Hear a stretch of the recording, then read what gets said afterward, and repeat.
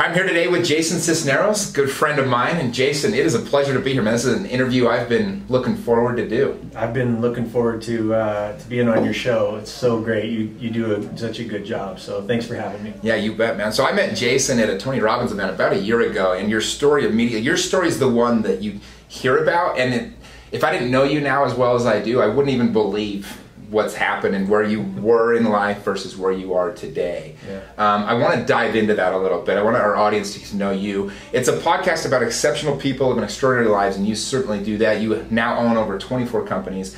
Last month we were out, you hosted the City Gala out in LA where we got to, you set up this amazing event for 9 different charities. We had Ashton Kutcher there and Matthew McConaughey, and it was just fun. And one thing I noticed about you is, even though you had all these huge business and entertainment moguls around, the second you saw me, you ran right up and you immediately started introducing me. I mean, I think the first person you introduced me to was the founder of UGG Boots, and then the next one, it was just cool. And so, but I want people to get to know you a little bit and why I love your story, because you were once a drug dealer, starting at age 12, I think, is when you said you sold your first drug. That was my first drug deal. You've had a crazy history and a crazy path to get you where you are today. Yeah. So I want to start there. Tell us a little bit about your youth. You sold your first drugs at age 12. Put us in those shoes a little bit. How did your youth transpire? Well, and thank you. The biggest part of telling my story, I always, it's not ever about our story, right? It's always about the people that we're adding value to that may have gone through something similar, and we become examples instead of warnings, as Tony says, right?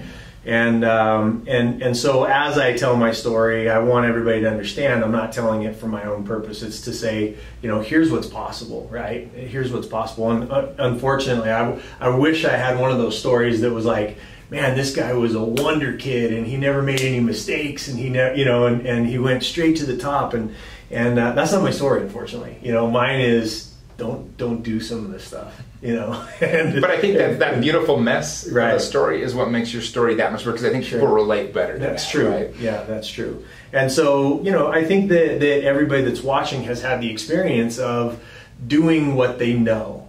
And that's all I did. I was raised by a guy who was extremely violent. He dealt drugs. And I started stepping in front of my mom when I was, somewhere around 6 or 7 years old. First time that, everybody asked me all the time, like, when was the first time that you really felt strong in life, right? These people ask you that question. Mine was at 9 years old, and my adopted father was going after my mom. I stepped in front of her. He broke my nose like 18 times, and I stepped in front of my mom like I did a lot of times, and he hit me as hard as he could, and I didn't go down, right? Like, I was like, that's a good day. And then I got my butt whooped even more because I didn't go down. But and then from that point, I'll fast forward the story a little bit to when we were 17. He went to prison for attempted murder of me and my mom.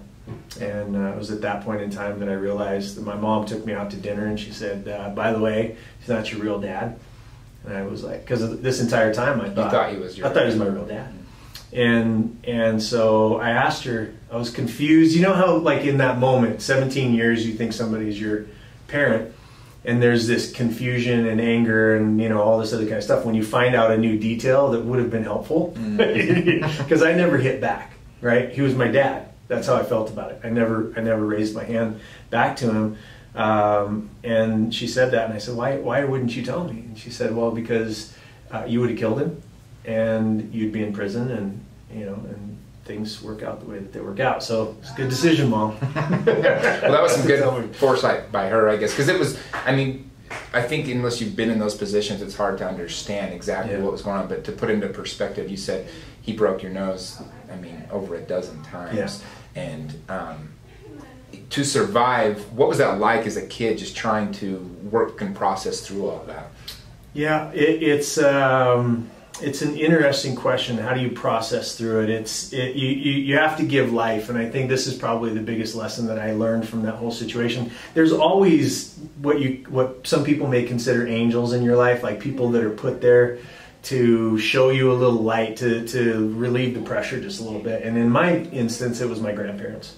And my grandfather was a big, giant guy, and he would come in and he would kidnap me when he could to get me out of those situations. And him and my grandma, who was this little tiny thing, they would get angry, but he was a violent guy. So every time that would happen, he would hold somebody at gunpoint until I got brought back. Because now that I look back on my life, I was a bargaining chip to make sure that he kept my mom in check, because she loved me so much that whatever happened, she wanted to make sure that me and my little brother were okay.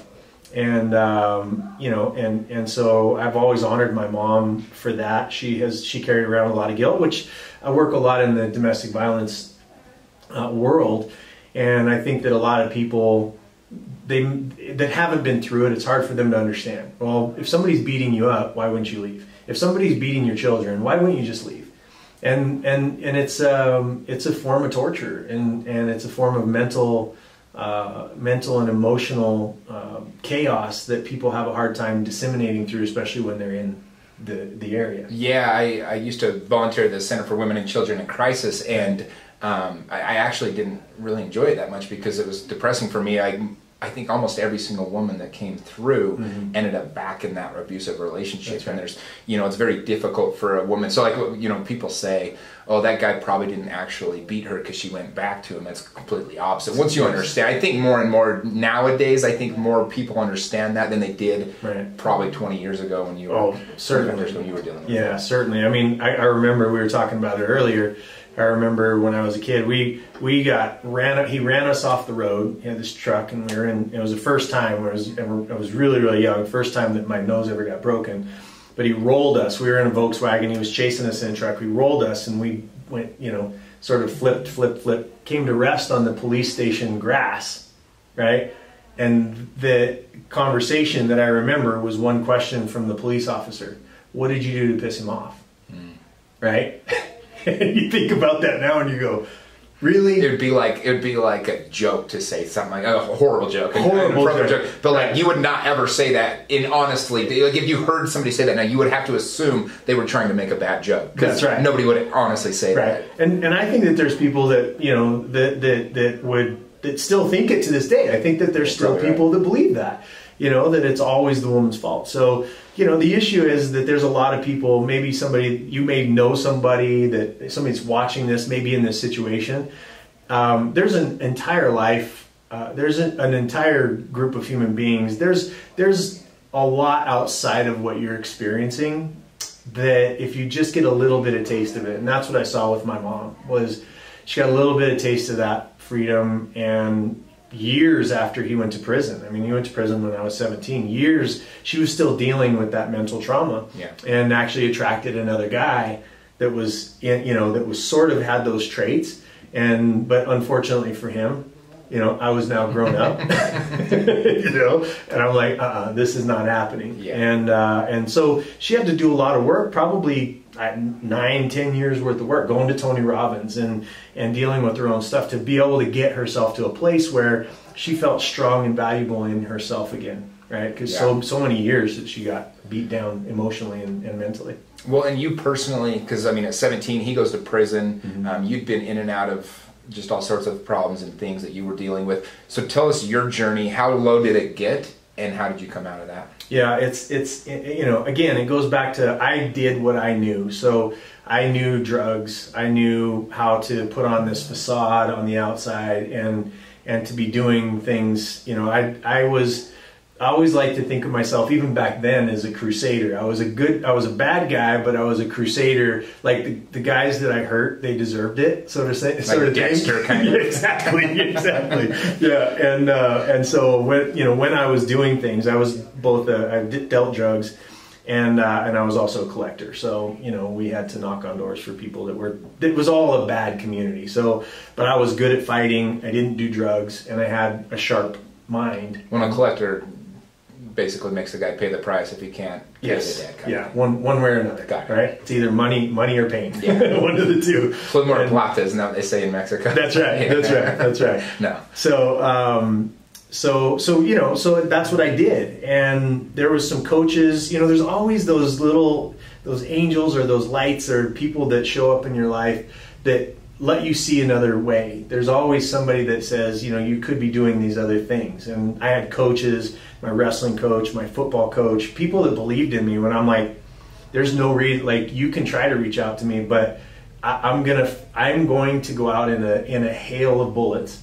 And because I wanted to be memorable, right? Mm-hmm. And the only way that you're memorable in that way is how many bullets or cops or, you know, how many police officers are there to take you down. Well, and you used to speak for Tony Robbins, so you obviously know this very well, but he talks about that need for significance. Yes. One way or another, we're going to go about to get our need for significance met. That's right. And unfortunately, in a lot of cases, if you're not going about getting it met in a good way, all of a sudden, if I don't feel significant, the second I have a gun in my hand, or yes. I'm beating somebody else up, or I'm collecting, you know, whatever, drug money and things like that, mm-hmm. all of a sudden I'm very significant. Amen. You go from a 1 to a 10 real quick to somebody in significance if you pull a gun out, right? So true, so true. So you were dealing with a lot of that stuff, mm-hmm. and then at what age did you, because you had a moment, I think you ended up at a homeless shelter, mm-hmm. Is what you told me. Yeah. Tell us about that, and then that's when you discovered Tony Robbins? Yes, so in between 17 and when this happened, in my early 30s, right?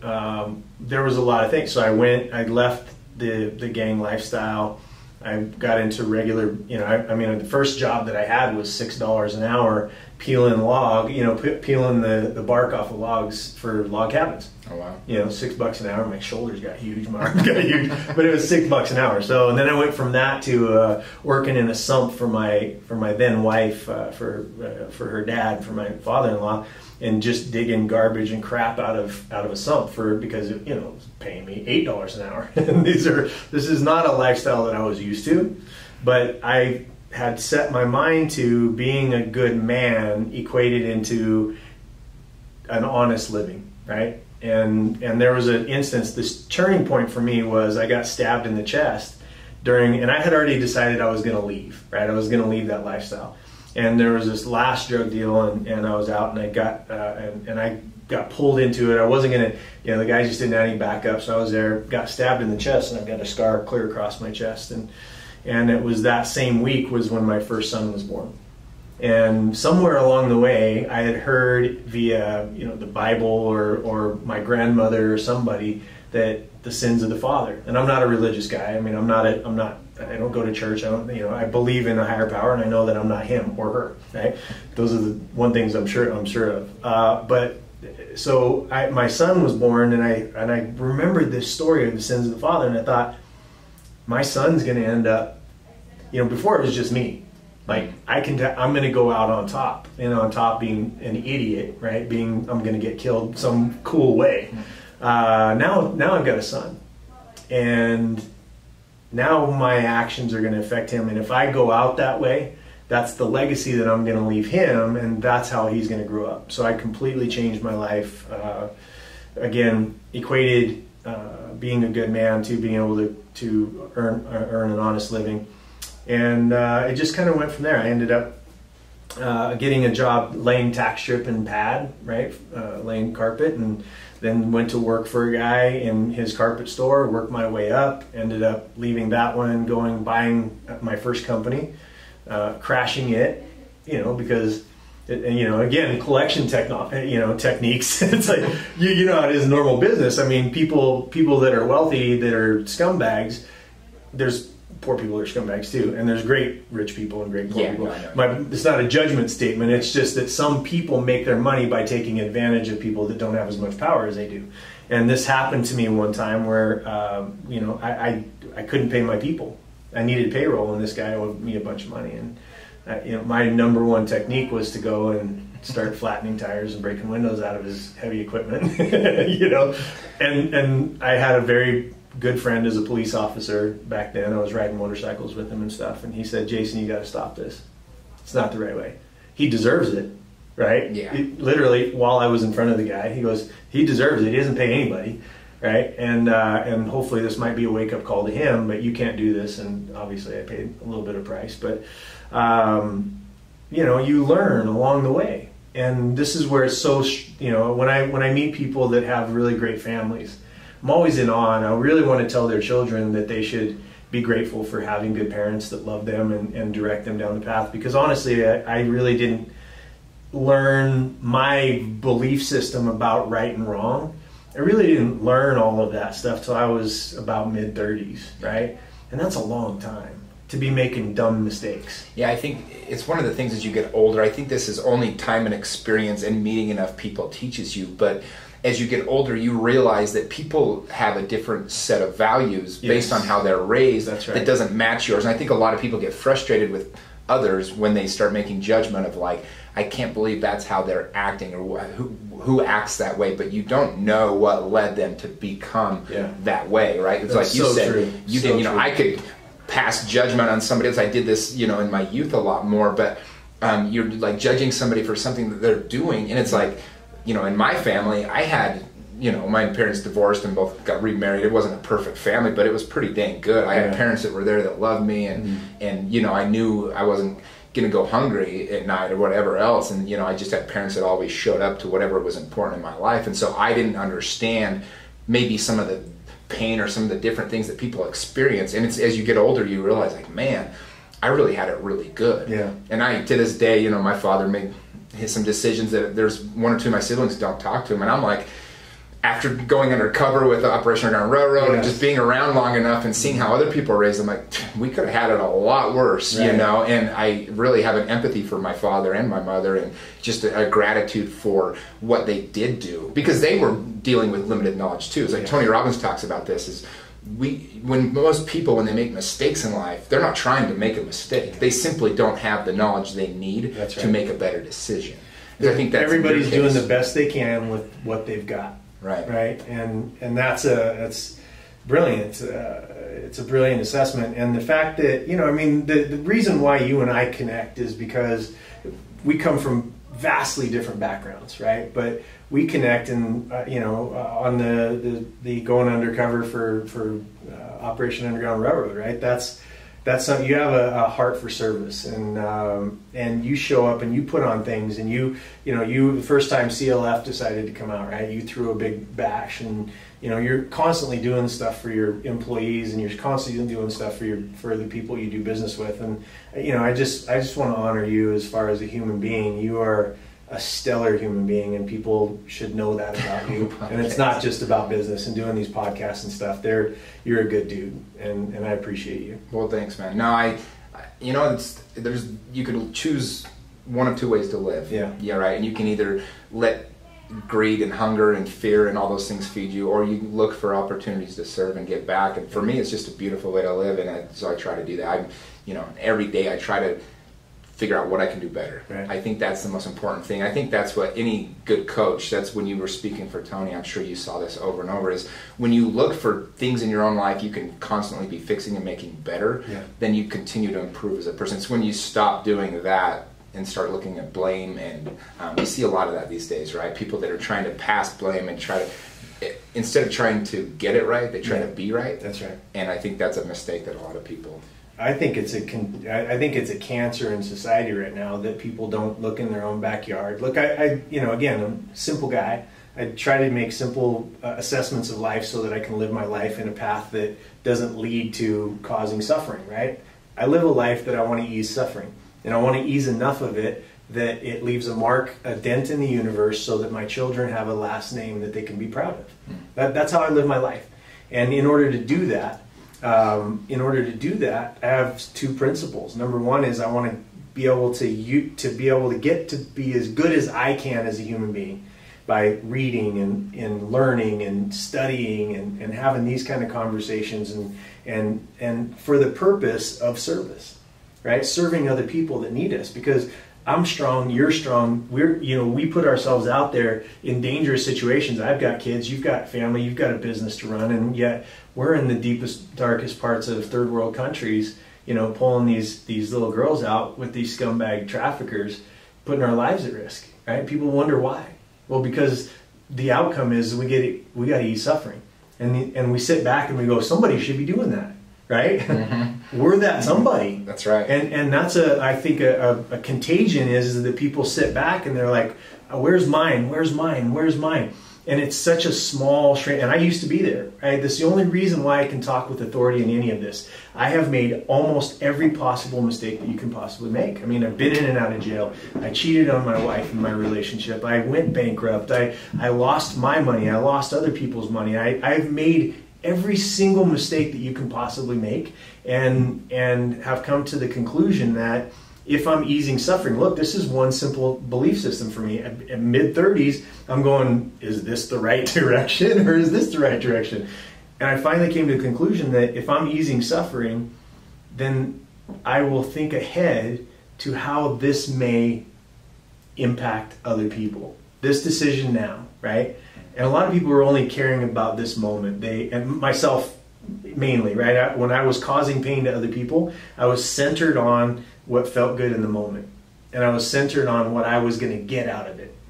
And that one shift to easing suffering meant I now needed to take other people's feelings into account. I needed to look at which has led into to the consulting business now, is my main concern for people is to make sure that they're not going to invest money in stupid ideas, because I brought investment dollars in stupid ideas. I lost millions of my own dollars in stupid ideas. So the value that I offer people is a lot of times to look at a deal and go, don't do it, right?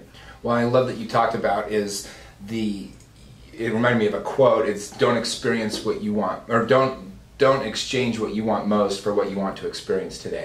It's keeping that ultimate vision on what is most important and things like, because I think when you make short-sighted decisions, that's, I made a lot of dumb decisions and with business and other things when I was younger too, and I think every one of them you can trace back to greed. Yes. Right? I had breakfast with my buddy Jeremy this morning, and he runs a summer sales company, right. And he was telling me, he said, we've had in the industry in general, there was a lot of guys got complacent this last off season because what happened is they started getting heavy into the Bitcoin thing, right? And they all thought they were going to retire rich from Bitcoin in like 6 months. I know. And he's like, this damn Bitcoin, like everybody got complacent. And he's like, I asked everyone, there's a group of like 100 people, and he's like, who here invested in real estate? And there was one or two. He's like, who here invested in stocks? One or two. He's like, who here has been investing in Bitcoin? Is like the whole room, right? And they all thought they were geniuses, and now Bitcoin's gone down quite a bit, and they're all losing money. Right. And anyway, he's like, it really set us back because that instant gratification, everybody was trying to get something for nothing. It's so prevalent, and you realize again, like, these are the lessons that you should be teaching your children, right? Like when you have kids and you have a family, these are the things you're going to be able to tell them, and I'm having to learn this stuff on my own, and at an older age where it's not so easy. And so to bring you back up, to where you were taking the story is, so I did that 3 times, bankrupt, and at a certain point, this is what happens with everybody. You're just like, screw it. I give up. And everything that I thought I was going to be, everything that I thought I was going to do to change the world, everything that I thought that I was going to do crashed in front of me, and I went into a deep depression. I was having, panic attacks, and I went through a whole series of things with doctors saying that, PTSD from my childhood and panic attacks and bipolar and all this other kind of stuff. And it was a downward spiral. And it wasn't like I was like one day this and then the next day homeless. It was a spiral of losing my business. I stole a U-Haul truck. I stole a U-Haul truck to go from Colorado to California. Oh, wow. And I know the guy that we're really good friends now, and he was like, just go take this, because his dad and him owned a U-Haul truck thing together. He's like, take it. So I ended up, it was a theft. I stole the truck, threw as much stuff as I could in the thing, went to California, had a couple of $1,000s left to rent a place. Slowly but surely sold all my shit to pay, bills and eat and stuff like that. And then got kicked out of the place, and I'm like, where am I going to spend the night? It was on the beach in Southern California. Pretty soon, I'm like 3 months later, I'm like, oh, I think I'm homeless. So you're literally on the beach, homeless. Literally on the beach. And then there's a restaurant there, I remember, that used to throw stuff out in the back, and they would feed me, almost every night. It was, you talk about right place, right time. I ended up going to a homeless shelter, and you walk in and it's like, you know, there's whatever's left. You know, I remember specifically this day because it was Pastor Timmy. I walk in and they had mushy brown bananas, and then they had a head of cauliflower that had all the black kind of mold. Those are my choices. Wow, yeah, right? Yeah. I remember that day so vivid.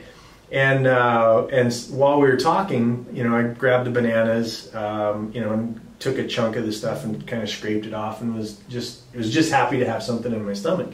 And while we were talking, he handed me Tony Robbins' book, you know, and at that point in time, and a Bible, you know, and I took the Bible and you know, I tossed it. I read it because when I would get beat up when I was a kid, my nose was broken so bad that I couldn't see. I'd get kind of locked in my room until I was presentable to public again. And so while I was in there, I had books. One of them was the Bible. So I've read the Bible multiple times at this point. And I didn't read them as a religious interaction. I read them as a series of stories. Yeah, you know, you'd probably anchored that to those negative experiences as well. I think a little bit of it. I think you're right. There were some really great lessons that came out later, but you're right at that. I just didn't want to have anything to do with the Bible. Nothing. So I read Tony's book, and there was a switch, and here was the switch that happened for me. It's always like, you know, you've seen his book, you know, Awaken the Giant Within, and it's just thick, and you go all the way through it. But there was one concept that I got out of the book, which was, oh, where I am is my choice. Right? Like this was because up until then I was raised by this guy. This was I was a poor kid. It was all somebody else's fault, which made me feel good in the moment, but didn't build any value of building integrity and telling the truth and doing those things. Well, it doesn't serve you in any way, right? You probably heard. There's one of my favorite stories is. There was two brothers that, you know, and when they were younger, their dad was abusive and beat them and everything, and they ended up losing track of each other for 20 years. And somebody caught up with the two brothers, and the one brother was, you know, he was super successful and had done all these great things with his life. And he said, you know, like, why'd you do this? And he said, well, you know, growing up, I had this horribly abusive dad, and I had no choice. I had to change my life. I had to change my story, so I became who I am today. They found the other brother, you know, and he was on drugs and living in the streets and the whole thing. And they said, you know, why did you choose this path? He said, I had no choice. You know, I had an abusive father, and so this is the path that I took. And so it's very easy to, like, we can still choose how we want to interpret whatever happens to us. That's and right. Why, right? And I think that's what... And it starts with personal responsibility, right? It starts with being honest, and it starts with telling the truth, and it starts with... And the first person that you've got to tell the truth to is yourself. And it was mind-blowing to me. It didn't, you know, it doesn't change things. This is a thing that everybody's like, well, they're taking these quick hit things, and they're, you know, like the world's full of gurus these days, right? And it's like, if you do this, you can change your life.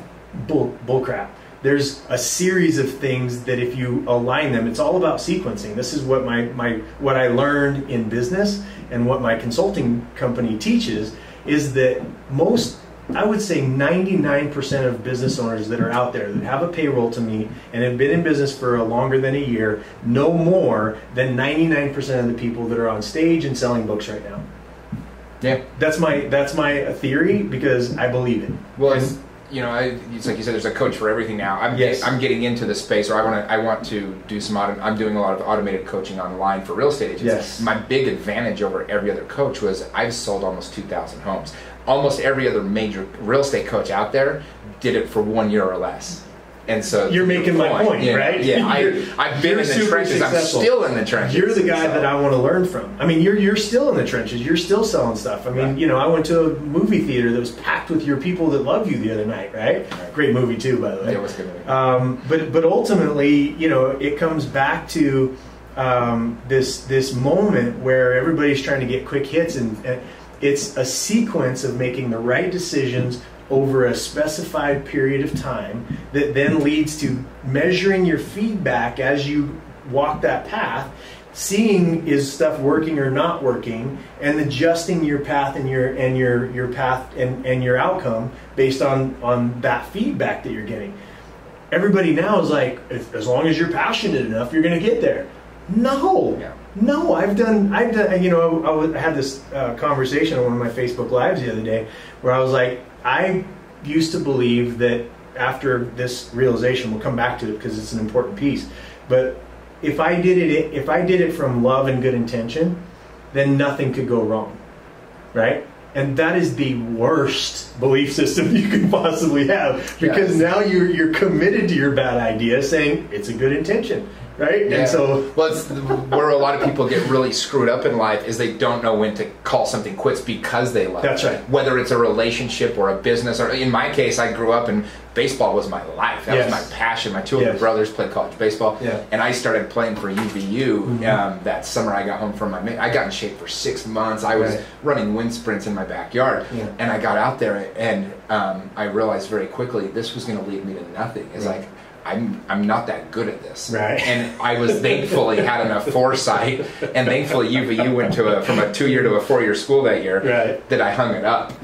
And I would have chased that dream. There's people that I know. I mean, I could have, it didn't matter how much I loved baseball. Nobody could have loved baseball more than me as a kid. It didn't matter. I wasn't good enough. I wasn't I wasn't born to be a baseball player. That's right. And that's, I think, that realization, and especially in relationships, people are like, no, I just love him so much, or I love her so much, I want to make this work. But sometimes you just really aren't compatible people, and sometimes you got to know when to.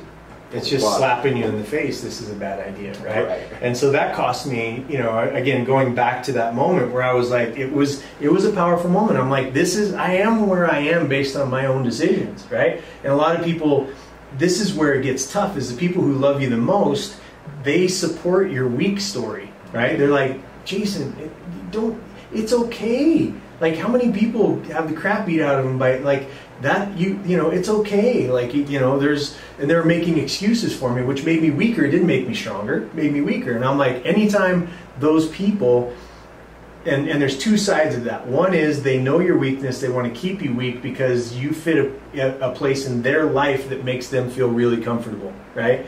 And if you were all of a sudden to stop loving baseball, right, and go do real estate, for instance, there's a group of friends you're going to lose, right? There may be a disconnect between somebody in your family that you love, because now all of a sudden you're over here and they don't understand how that fits them.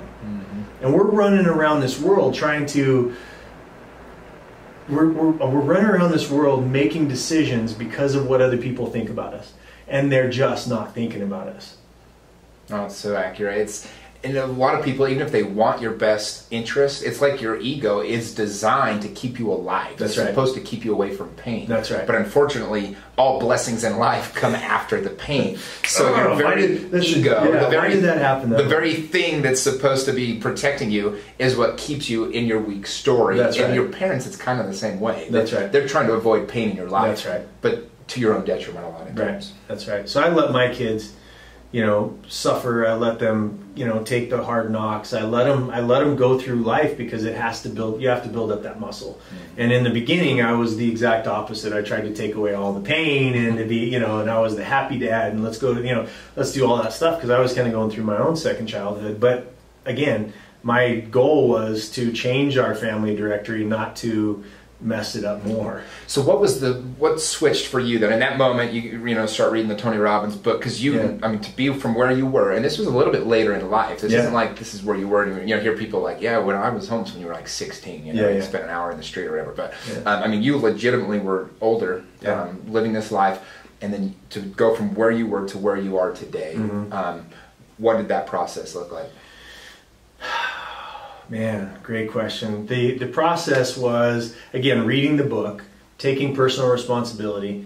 I did my last drug deal on the beach so that I could go to Tony's event, because it was nothing. It was literally did a drug deal to pay for the event? I did, yeah. It was like $350 or something. Awesome. Like, I can't remember what the ticket was, but it was that, and then I had to hotel and like stuff like that. So but I did it, and last drug deal I ever did. Went to the event.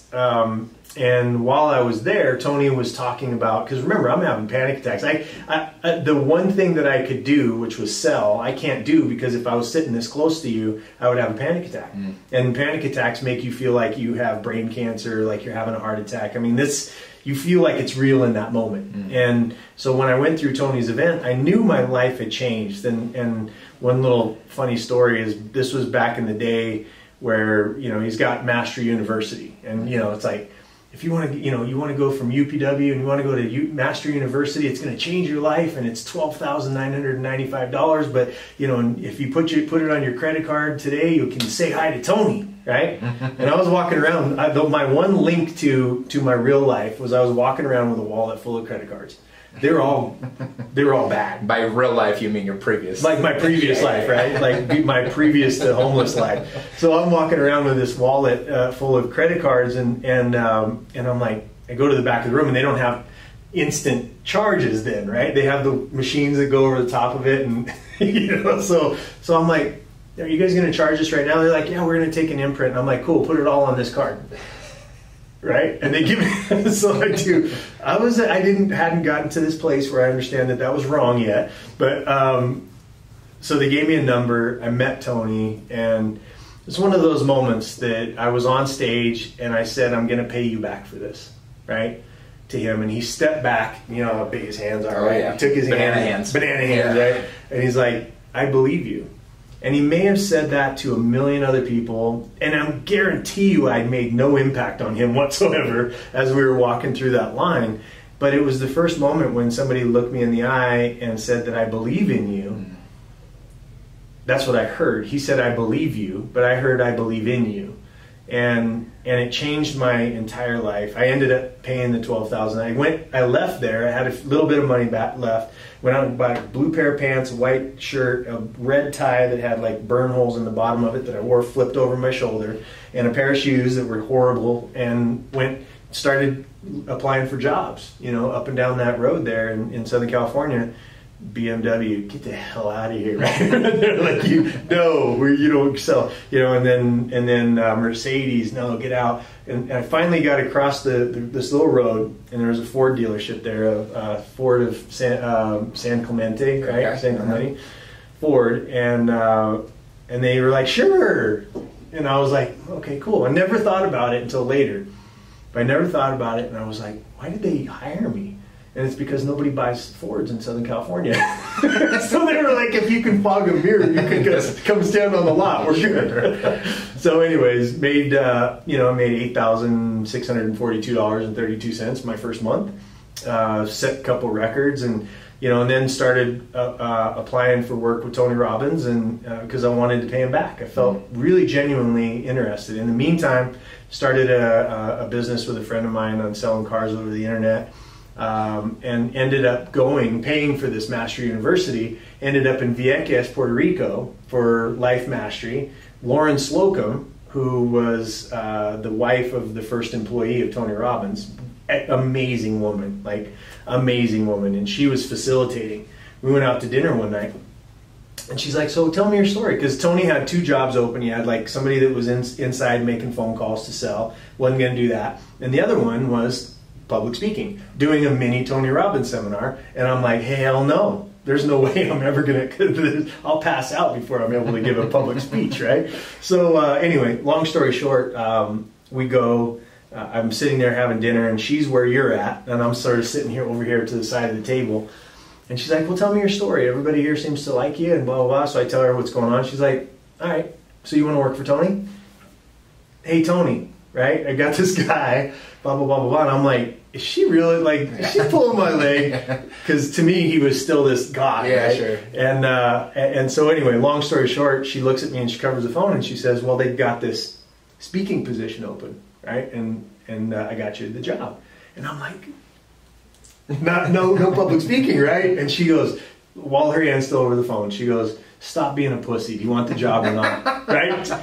Like nobody's going to say that to me, right? Yeah, it's just great. one of those things. And I'm like, well, tell him I'll take the job then. And then the whole time I'm like, oh my God, this is crazy. And the whole time I was sweating. And then I show up to the thing, and there's auditions, right? It's like this TV show in my mind.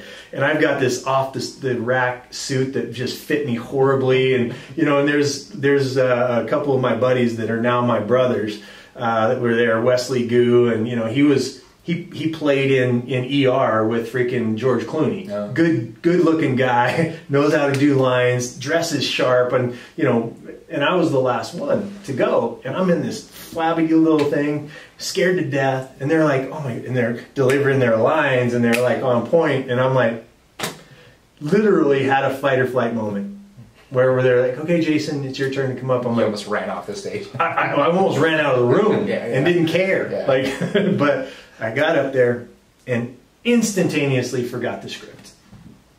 I stood there for what seemed like 5 minutes. And the first line is this: "Hi, my name is Jason Sisneros with the Anthony Robbins Companies." And I couldn't remember my own name. So when I was just real quick, when I was a Mormon missionary, I was training a kid, and his first day, I said, "Look, watch what I do. 3 or 4 doors." And I was, "Hi, my name is Jimmy Rex. We're at Church of Jesus." And his first door, I'm like, "Hey, it's your turn." And he just stood there. He wouldn't talk. And so I ended up chiming in. The second door, I was like, "Dude, I'm not chiming in this time." He says it, and he says, "Hi, my name's Jimmy Rex." He gives my name. He was so that's what I'm picturing. Yeah, it was kind of like that. Yeah. And so finally, I'm like, "Well, look, here's the deal. This is what Tony Robbins has meant to me," and and I just kind of went from my heart. From the heart. Yeah. And it's a good. I mean, I don't know that you've seen me speak yet, but it's kind of my delivery style still to this day, is to just tell the truth and deliver from my heart. I don't ever. I've had scripts. My team would love for me to go off of a script and follow a general thing, but I don't. And that's what keeps me being invited back to events and different things is that I don't. A, I'm not there selling anything. B, I don't really care whether somebody likes me or not. It's more about delivering my version of truth based on the pain that I've gone through and helping to other people want to avoid those things, so that we can accelerate ourselves as human beings beyond this garbage that we're experiencing. You're a Democrat, I hate you. You're a Republican, I hate you. You're white, you're black, you're gay, you're straight, you're, whatever, you're this religion, you're that religion. None of that. Martin Luther King, he said, I look forward to a day and an age that we will be able to judge people by the content of their character, not by the color of their skin. And it's one of those things that I think it's the dumbest thing, how to judge somebody by the pigment of their skin. It's always been, I've never understood it. It's like the decisions you make create an outcome, and that's how you should judge people. Most people judge themselves by their intentions, and other people by their actions. Well, we need to be judging ourselves by our own actions, or else we're going to be lying to ourselves. And that's the big lesson that I've learned, and I think that we all need to live by, is that our actions create an outcome. And being transparent, we live in a day and age where nothing is going to be hidden pretty soon. Yeah. You're going to know everything, every text, every email, every thought, like everything's going to be known about you. And a lot of really great people are hiding and operating at about a 10% capacity of what they're capable of, because they got a DUI, because they went to jail, because they cheated in their marriage, because someone cheated on them in their marriage, because they punched somebody, or we all make mistakes. And what happens, the second part of what I was telling you earlier, is that people take those mistakes and now they put a weight on your shoulder. And they say, you made that mistake, we're going to put a pin in you, and you can no longer advance in your life because you need to stay there. Because if you move forward from that, guess what? I'm going to be there to remind everybody, you cheated on your wife, or you did this, or you did this. So I came to that conclusion 5 years ago, and I 8-miled my ass. I'm like, I wrote a book, and I said, here's all the mistakes that I've made in a book, and then I continued making mistakes, and I talk about mistakes. You heard me earlier, like say all of the things that I've done, and there's other stuff. We don't have a long enough show to deal with all the mistakes. And by the way, the book's called Destiny's Doorstep. Is that what you're referring to? Yes. Yeah. Just for people listening that want to learn more about your story. They want to hear all my garbage. Yeah, exactly. So, and I did that book, and I did that because I really don't want to have anything. I don't want anybody to hear my message and say, well, he's trying to be something he's not, and blah, blah, blah, because you can tell when people are disingenuous, and that clouds the message, and it also doesn't allow freedom for other people to be who they are and say their truth. Because you did something, you aren't that something, whatever it was. And like I said, I've done them all. And the issue is that we talk about, and people have sent me well over 100 shirts that say, don't be a douchebag. Because my definition, when I'm talking to my tribe, is that the definition of a douchebag is someone who makes a mistake, that harms someone else or increases suffering, they know it and they do it again. That's a douchebag, right? Being human is, I made a mistake, I hurt this person, I learned from it, I don't do it again, right? And that's one of the great lessons that I got from a really good friend of mine. He said, Jason, one of the things that I admire about you most is you don't make the same mistakes twice. Well, and I think everybody's dealing with their own stuff. So when you own whatever your baggage is, and it's a mistake that I think that younger people, oftentimes you're trying to be or appear to be something that maybe you're not, or that you want to be, or you have these mistakes that have happened and you're trying to make others look at your story different than it is. But as you get older, you realize, it's one of the things I've really learned doing this podcast, is when you can actually open up about your own vulnerabilities and things that people see, like, oh, there is some things that happen that aren't so great for Jimmy or whatever, or he's made some stupid mistakes. Then they actually, though, because everybody else has their own things as well, it gives permission for them to then feel comfortable with you. And the connection, and that's the word I wanted to focus on, is that connection becomes so much more authentic. That's right. And when you have an authentic, vulnerable connection, it's an integral connection, and that's where true bonds are formed. I think that's why people come together, when they can open up. And so I love that definition of a douchebag, is like, and it's, and frankly, you do something, you make amends for it, you don't do it again. And then if you do it again, you start that over, but you don't do it again. But if you do, that doesn't, you don't put a pin in yourself. Like I love that definition, because, I think too many people think, like, well, now my life is meaningless. It's done, it's over. But show me one great person that's ever lived that didn't have to go through that suffering in one way or another to become the type of person that can actually reach the masses anyway. Amen. Amen. Well, the last thing I want to kind of talk with you about, because you're such a successful business guy, I know in your book you have 7 principles, I think, that you go through. What are just for people that are listening, I mean, you're a turnaround expert. You take small, medium-sized businesses and make them very successful. Yes. What are some things that you could share with my audience that to help anybody that's either building a business or just started a business or wants to turn around their business? Yeah. So advice in business, and it goes kind of back to the path that I've walked, and it is that you have to get rid of the psychic baggage first, right? I mean, that sounds kind of woo-woo. It's not really. What it means is that you got to get real with yourself, and you got to get real with the things that you're hiding and the stuff that you're carrying around. Like, I tell people all the time, what I do when I make a mistake is I give that information to my worst enemy. And it's better than Facebook, right? Because it gets around the world. Did you know this about Jason? And then I'm like, it's out there. We dealt with it. And then I hear about it, and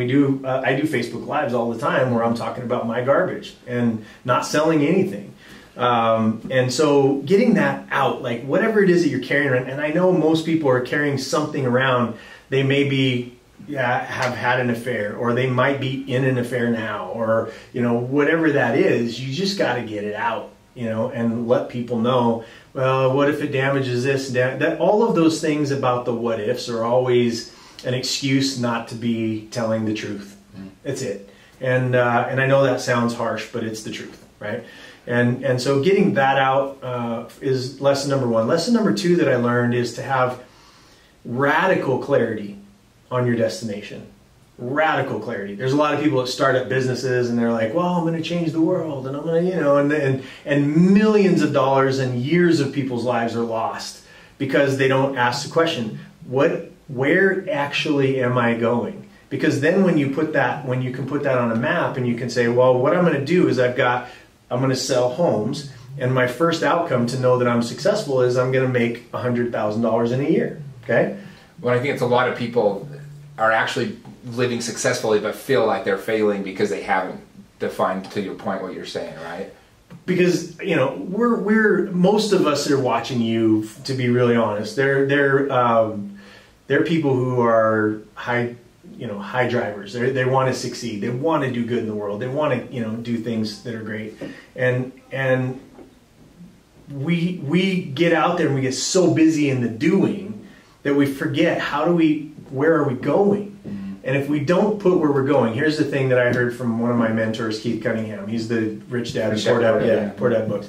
He said, Jason, people who aren't willing to be measured aren't willing to be held accountable, right?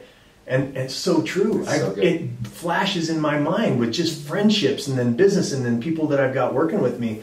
It's like, if you're not, I'm willing to be held accountable. If I tell you I'm going to do something on a certain day, like, you know, we put together the show in LA. It's not like I can say, oh, not happening, you know, and Ashton Kutcher and, you know, all these other people that are coming. You have to have that destination in mind. Well, I like another way that Keith Cunningham, I think, is the one that puts it. He says, all-star athletes like to know the stats. That's right. You know, it's like, if you don't want to look at the stats, it's because you know you're not performing at a very elite level. Very true. And what happens then is you start pointing fingers at other people. This is where like when you know you're not doing the right thing, you all of a sudden are pointing. This is everybody that ever gives you a negative response on the internet, right? They're looking for, oh my God, Jimmy Rex, he can't be that good. We need to take him down a notch. Well, you know, pretty much everybody that's trying to take someone else down a notch, kiss my ass. You know, I really believe that, because you're just showing your weakness and your weak spine. And the more we get that truth out there, is that when people are taking shots, now, if somebody's harming somebody, you know, that's a different deal. But if you've made a mistake, or people are just trying to put you in your place, which happens a lot, you know, this Jimmy Rex, he can't be that great. You know, well, he is great. And don't talk shit about him behind his back, you know. And so at the end of the day, that clarity gives you the opportunity, and all winners want to measure. All winners want to measure. And so you measure where you're going. Now, the piece past that has changed my life in the last 5 years is, what legacy am I going to leave? Right? What legacy am I going to leave? And that means, okay, so then I started to get involved in charity, right? And I've been involved with abused women and children since my very first business, because that's a passion of mine. And then it was, you know, doing these undercover rescues with you and the rest of the team, and then Feed a Billion, which is Tony Robbins' matching donor. I'm actually the CEO of Feed a Billion, and we have this big goal to feed 1 billion people, because food insecurity is a large reason and indicator why people are trafficked, right? Why kids are trafficked. They're trying to feed them. So I got into that, and then I started to realize, okay, I've put all of my energy that I have available to me into now helping other people, which is great. But where's the pebble in the pond, right? Where's my duplication strategy? And so we started a consulting company that was meant to take all of my multiple companies that run without me and on structures. I have 0 partners, 0 debt, 0 interaction with anybody else. Never will I raise dollars, you know, investment dollars. It's not my game. But we can teach people over here how to accelerate, and good people, right? This is one of the indicators. There's plenty of consulting companies out there, and most of them are myopic and worthless. But when you get somebody that understands sequencing and actually helping your company succeed long term, then we've got a large amount of people that want to work with us. So we have a filter to put them through that says, if you're already doing good, and it doesn't have to be good for Feed a Billion or for Operation Underground Railroad or any of my own thing, but if you're passionate about cancer, for instance, right? I want to give my strategies and my systems and my processes to them, not give, but you know, they hire the consulting company, and we help them make more money and give them back time so that they can do more good. And that's what the consulting business is all about. So now, not only can I do what I can do with my 24 hours in a day, 365 a year, now I can help other business owners who are just trying to make more money so they can do more good, right? They're driven by the right things. And that's who I've surrounded myself with, and that's why we're together. You know, you have that same heart for service, and why the people that, you know, we consult with, and some of the big companies that bring me in, and we do what we do, right? So help them accelerate good. I love that, man. I love it. Well, dude, it's from the first time we met. I remember it was at that Tony Robbins event, and I was just like, man, you kind of was I looked at you as like, okay, that's kind of something to shoot for. That's somebody that I want to be around, and it's just been a pleasure to get to know you better and become friends, man. And I appreciate everything you do. And this has been one of my favorite podcasts. It's just awesome. Your story is inspiring, and anybody listening to this, I think what I gather out of everything from your story is, number one is, you know, don't let whatever's happened to you define who you are. That we all have that choice to become what we want to be. Yes. And it really is. Like, it doesn't matter what's happened to you. And here's one of the things about excuses is usually they're right. Like, you do have a reason to now be a piece of shit if you want. Like, but it doesn't serve you. Right. And that's the whole point. So like, you can hang on to your excuse if you want, but at the end of the day, we all choose the life we want to live, and we all have that opportunity to do so. And your story's powerful because that's exactly, I mean, if anybody had an excuse to just, you know, like go through life and not give a damn or not do anything with their life, I think it was you. But to do what you do now, and yeah, man, it's awesome. So thank you so much again. It's my pleasure. There's a choice, you know, a choice to make. And it was when I was being interviewed by Forbes, right? They're interviewing me. I'm like, do I really want to put my name out there, right? Do I really want people to hear this stuff? And it's the answer is yes. That's where power lies, and people need people like us to step up and say stuff, because if not us, then who? If not now, then when? And that's not me saying that. That's a quote by, I think, like Maya Angelou or somebody. It's a beautiful quote. Yeah, it's, you know, there is no, but we are the somebody. We need to be the person. 100%. And you know that because it's been you and I that have been in those deep, dark places rescuing those little girls, not anybody else. Right. I'm proud of you, brother. Thanks, my man. Thanks. It's a pleasure. All right.